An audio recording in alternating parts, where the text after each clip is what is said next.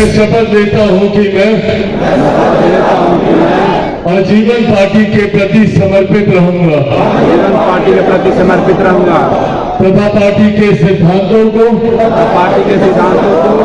आम लोगों तक पहुंचाने का काम करूंगा मैं आजीवन दलितों पिछड़ों अल्पसंख्यकों और समाज के गरीब वर्ग के उत्थान के लिए संघर्ष करता रहूंगा मैं कभी भी ऐसा कोई काम नहीं करूंगा जिससे मेरे दल को आघात लगे मैं कभी भी पार्टी के झंडे को झुकने नहीं दूंगा पार्टी नेतृत्व द्वारा जो भी निर्णय लिया जाएगा मैं उसका पूर्ण रूपेण पालन करूंगा लोक जनशक्ति पार्टी रामविलास जिंदाबाद लोक जनशक्ति पार्टी रामविलास जिंदाबाद आदरणीय रामविलास पासवान अमर रहे आदरणीय रामविलास पासवान अमर रहे बहुत बहुत धन्यवाद साथियों चिराग पासवान जिंदाबाद चिराग पासवान जिंदाबाद देखो देखो कौन आया देखो देखो कौन आया चिराग पासवान जिंदाबाद चिराग पासवान जिंदाबाद चिराग पासवान जिंदाबाद साथियों तालियों की गणना अंतरराष्ट्रीय बच्चों का स्वागत करें आप लोग जोरदार तालियों के साथ साथियों सबसे पहले मैं इस अभिनंदन समारोह में आप सबका स्वागत करता हूं आप सबका अभिनंदन करता हूं आज हकीकत है कि आज पार्टी को जो ये नई जीत नई ऊंचाई हासिल हुई है उसका श्रेय अगर किसी को जाता है तो वो श्रेय सिर्फ और सिर्फ आप कार्यकर्ता साथियों को जाता है ये आप लोगों की देन है ये आप लोगों का संघर्ष है ये आप लोगों का परिश्रम है और ये आप लोगों का विश्वास है अभी जिस शपथ को मैंने पढ़ने का काम किया कि मैं पार्टी के झंडे को कभी झुकने नहीं दूंगा आप लोगों ने इस शपथ के एक एक शब्द को सत्य कर दिखाया आज मुझे इस बात को कहने में कहीं कोई संतोष नहीं है कि मेरे नेता मेरे पिता आदरणीय रामविलास पासवान जी जहां कहीं भी होंगे उनको न सिर्फ पार्टी को मिली इस जीत पर खुशी हो रही होगी बल्कि आप सबकी मेहनत आप सबके संघर्ष को देखकर एक एक कार्यकर्ता पर वो गर्व कर रहे होंगे इस बात का मुझे पूरा विश्वास मैं इतिहास में कतई नहीं जाना चाहता मुझसे पूर्व में तमाम मेरे वक्ता साथियों ने इस बात का प्रमुखता से जिक्र किया कि पार्टी को किस दौर से गुजरना पड़ा कितना पार्टी ने संघर्ष देखा कितना पार्टी ने धोखा देखा कितने लोगों ने अपना होने के बावजूद अपनों की ही पीठ में खंजर भोंकने का काम किया मैं कतई इतिहास की उन गलियों में दोबारा नहीं जाना चाहता पर हाँ इतना जरूर कहना चाहता हूँ कि इतिहास से सीख लेकर हम लोगों को आगे बढ़ने की जरूरत है हम लोगों को ऐसे लोगों को चिन्हित करने की जरूरत है ऐसे लोगों को अंकित करने की जरूरत है जिन लोगों ने निस्वार्थ भाव से पार्टी के बुरे दिनों में पार्टी के प्रति अपना समर्पण दिखाने का काम किया, जिन्होंने पार्टी की विपरीत परिस्थितियों में भी पार्टी के झंडे को बुलंदी से लहराने का काम किया, ऐसे लोगों को आगे लेकर चलने की जरूरत है। आज आप लोगों के समक्ष मैं पार्टी के तमाम वरिष्ठ नेताओं से और खास तौर पर हमारे प्रदेश अध्यक्ष से यह आग्रह करूंगा, जिन्होंने पिछले 3 साल बिना इस बात का लालच किए कि आने वाले दिनों में पार्टी उन्हें कोई पद दे रही है नहीं दे रही है, बिना इस बात की चिंता किए कि क्या वो मंच पर पहली पंक्ति पर बैठे हैं नहीं बैठे, बिना इस बात की परवाह किए कि तस्वीर में उनको सामने बुलाया जा रहा है कि नहीं, बिना इस बात की परवाह किए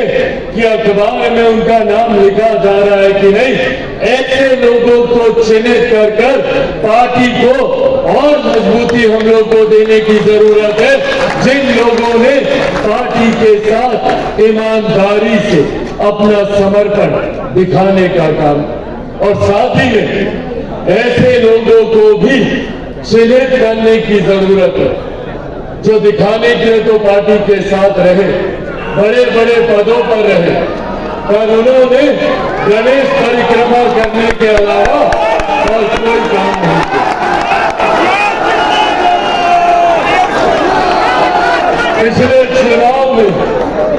पिछले चुनाव में, और इस बात को मैं चाहता हूं कि आप सब इस बात का विश्वास रखें कि आपके पार्टी का राष्ट्रीय अध्यक्ष धोखा खाया हुआ व्यक्ति है, अपनों से ही मैंने धोखा खाया है। तो कहते हैं ना कि भैया दूध का जरा छाछ भी फूक फूक कर पीता है। ऐसे में इस चुनाव में मैंने व्यक्तिगत तौर पर इस बात का ध्यान रखा कि पार्टी में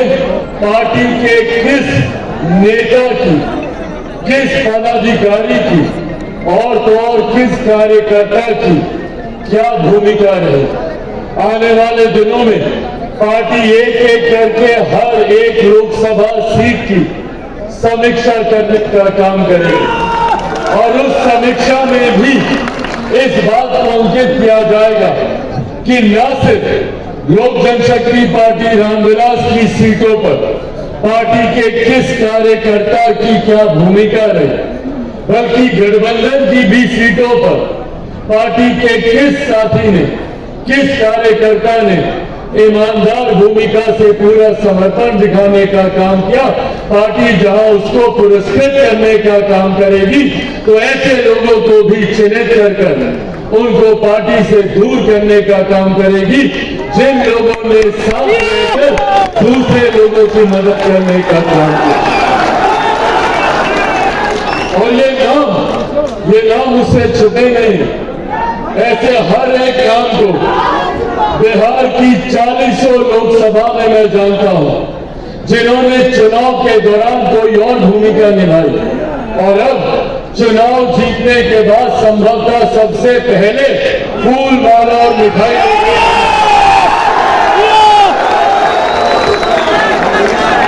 ये बातें आज आप लोग के समक्ष सिर्फ इसलिए कर रहा हूं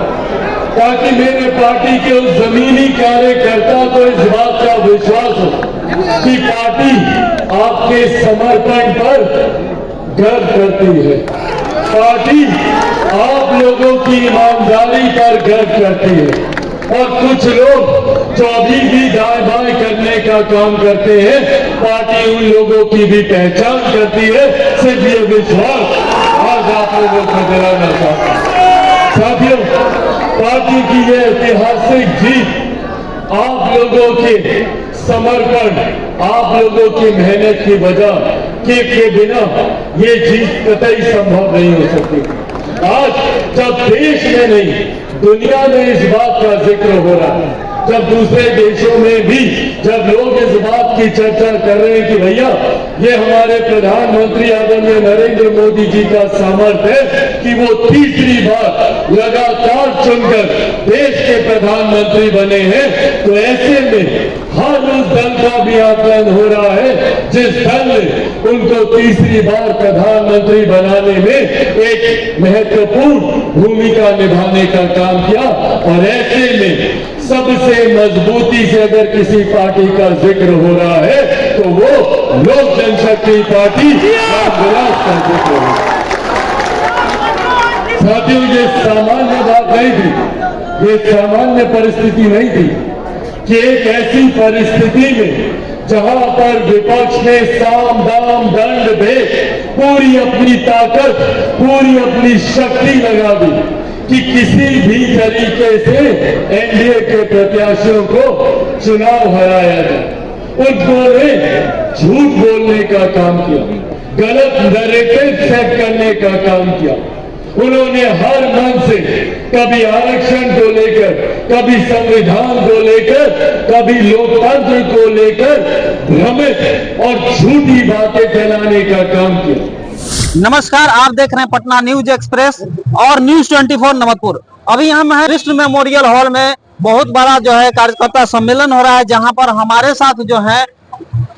लोक जनशक्ति पार्टी के जिला अध्यक्ष चंदन यादव जी हैं, हमसे जुड़ रहे हैं सीधा। आइए बात करते हैं, क्या कुछ कहना चाहेंगे। क्योंकि आपको बताते चले कि लोक जनशक्ति पार्टी रामविलास की जो ये पहली बार लोकसभा चुनाव में जिस तरह का उन्होंने परफॉर्मेंस दिया, 100 में 100% देने का कोशिश किया है। और जो पार्टी जो है अस्तित्व में इस कदर आई है कि प्रधानमंत्री मोदी के जुबान पर एकदम बस रहा है। ऐसे में हमारे साथ हैं चंदन यादव जी। आइए बात करते हैं सीधे, क्या कुछ कहना चाहते हैं, अभी क्या कहेंगे। चैनल को मैं धन्यवाद देता हूं